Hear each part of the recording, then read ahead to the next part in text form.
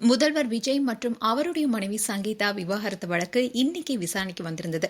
இப்படி இருக்க சூழல்தான் விஜய் தரப்புடைய கோரிக்கையை ஏத்து வழக்கோ பிற்பகலுக்கு ஒத்திவைக்கப்பட்டிருந்தது. ஆனா இப்போ அதிரடியா சங்கீதா விவாகரத்து நோட்டீஸா வாபஸ் பெற்றிருக்காங்க. இந்த விஷயம் தான் இப்ப சோசியல் மீடியால வரலாயிட்டு வருது. சோ இதன் காரணமா மீண்டும் முதல்வர் விஜய் மற்றும் அவருடைய மனைவி சங்கீதா ரெண்டு பேரும் ஒன்று சேர இருப்பதான் தகவல் வெளியாக இருக்கு. இந்த விஷயம் தான் இப்ப சோசியல் மீடியால பரபரப்பு ஏற்படுத்தியிருக்கு. தமிழ்நாட்டுடைய முதலமைச்சர் தான் விஜய். அவருடைய மனைவி சங்கீதா தொடர்பான விவாகரத்து வழக்கு இன்னைக்கு செங்கல்பட்டு குடும்ப நல நீதிமன்றத்துல மீண்டும் விசாரணைக்கு வந்துச்சு. இந்த வழக்குல ரெண்டு பேருமே நேர்ல ஆஜராகுவதற்கு பதிலா வீடியோ கான்பரன்ஸ் மூலமா ஆஜராக அனுமதியும் வழங்கியிருந்தாங்க.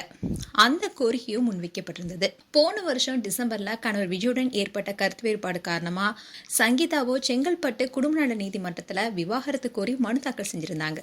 அந்த மனுல திருமண உறவை சட்டப்பூர்வமா ரத்து செய்யணும்னோ, ஜீவனாம்சம் வழங்கணும், நீலாங்கரையில இருக்க இல்லத்துல வசிப்பதுக்கான உரிமையும் வழங்கணும்னு சொல்லியிருந்தாங்க.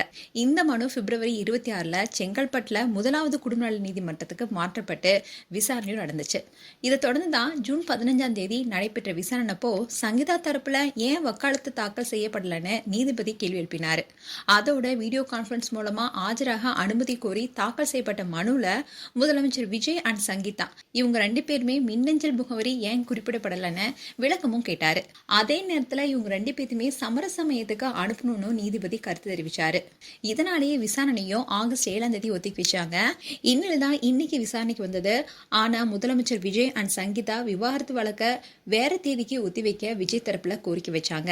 ஏன்னா இன்னைக்கு சட்டப்பேரவை கூட்டத்தோட நடக்கிறதுனால மாற்று தேதியில விஜய் தரப்பு கோரிக்கை வச்சாங்க. ஆனா வீடியோ கான்பரன்ஸ் மூலமா சங்கீதா ஆஜரானதுனால இன்னைக்கே விசாரிக்கணும்னு சங்கீதா தரப்பு கேட்டுக்கிட்டதுனால வழக்க பிற்பகலுக்கு ஒத்தி வச்சிருந்தாங்க.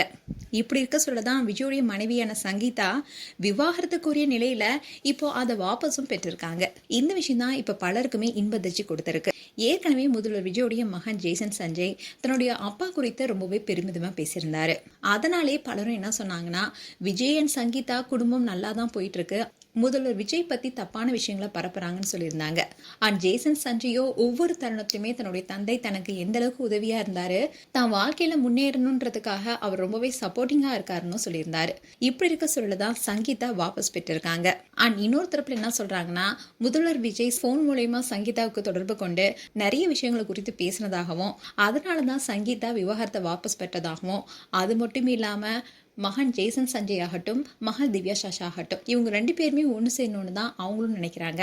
அதனால தான் குடும்பம் எல்லாமே சேர்ந்து இப்படிப்பட்ட ஒரு முடிவு எடுத்திருப்பதாகவும் தெரியுது. அண்ட் இதுல இன்னொரு விஷயம் பார்க்க வேண்டியது என்னன்னா, விஜய்க்கும் த்ரிஷாவுக்கும் இருந்த நட்புறவு இப்போ துண்டிக்கப்பட்டதாகவும் சொல்லப்படுது. ஸோ இப்போ டிவிகே தொண்டர்கள் ஆகட்டும், அதே சமயம் முதல்வர் விஜயோடைய ரசிகர்கள் ஆகட்டும், இந்த விஷயத்த கொண்டாடிட்டு வராங்க.